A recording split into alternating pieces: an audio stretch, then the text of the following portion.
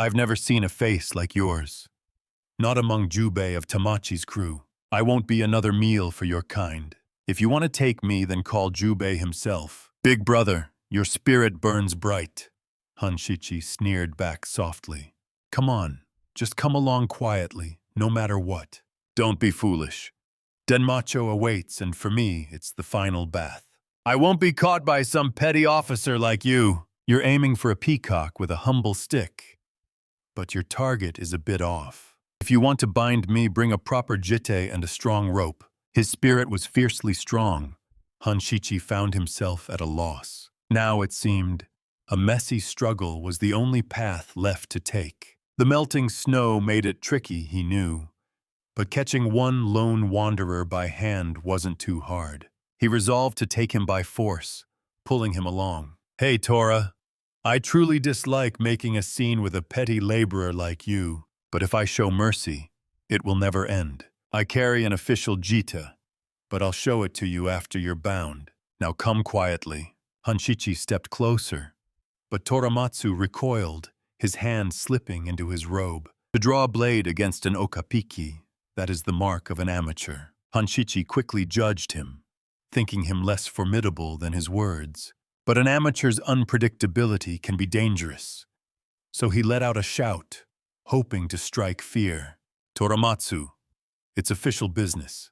Behave yourself now. Just then, someone crept behind him, hands gently covering his eyes. Startled, he faltered.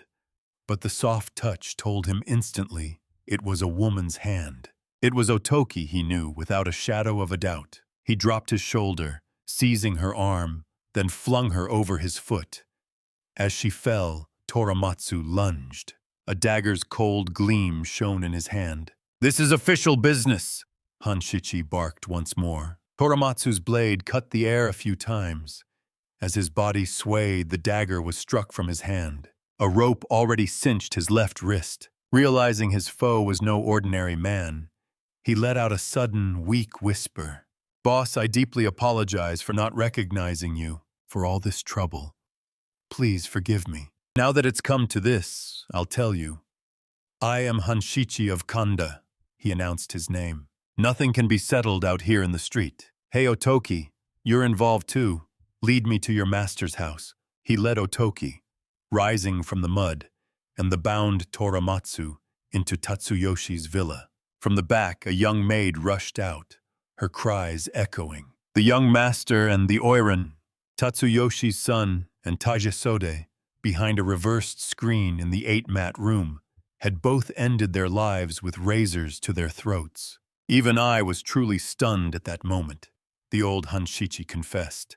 Yes, Otoki had spoken of a lover's suicide, but I never imagined it would happen so soon. With 2 people bound on one side and 2 bodies to inspect on the other, Tatsuyoshi's villa was in pure chaos. Rumors spread like wildfire, and the gates were swarmed with people until deep into the night. Why did Tatsuyoshi's son and Tagesode take their lives? And does it connect somehow to Otoki and Toramatsu? I still couldn't grasp the reason, not at all. Old Hanshichi then began to explain it all, in greater detail. That woman, Tagesode, committed a murder. She was the one who killed Okin, the fortune-teller's daughter. Why did she do it? As I told you before, Tagesode was deeply involved with Aitaro, her master's son, not for money or deceit, but because she was truly, deeply in love with him. Then, by some twist of fate, Aitaro became involved with a renowned fortune-teller's daughter. Tagesode, hearing this, was filled with bitter regret. A woman in that line of work feels jealousy twice as intensely. A truly terrifying thing. She instructed a friendly go-between to force Okin into the villa late one night, as she returned from the pleasure quarter. After pouring out all her resentment, she did something truly terrible. After blows and scratches, she finally strangled Okin to death with her own thin cord.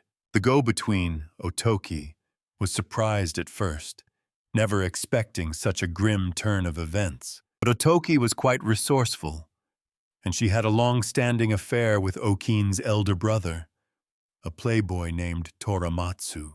What a strange, tangled fate, and so Okin, knowing Otoki from before, was carelessly drawn into Tatsuyoshi's villa, meeting her tragic fate.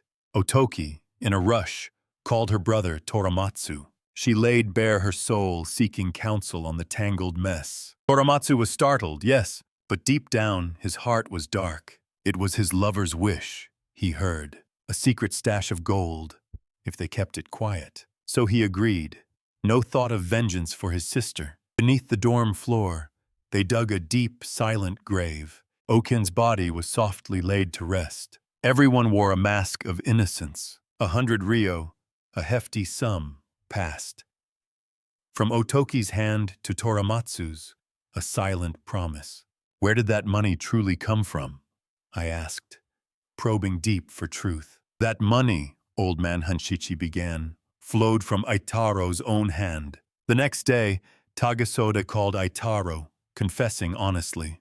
I killed Okin out of sheer frustration. If you find fault, she pleaded, kneeling, then do as you must.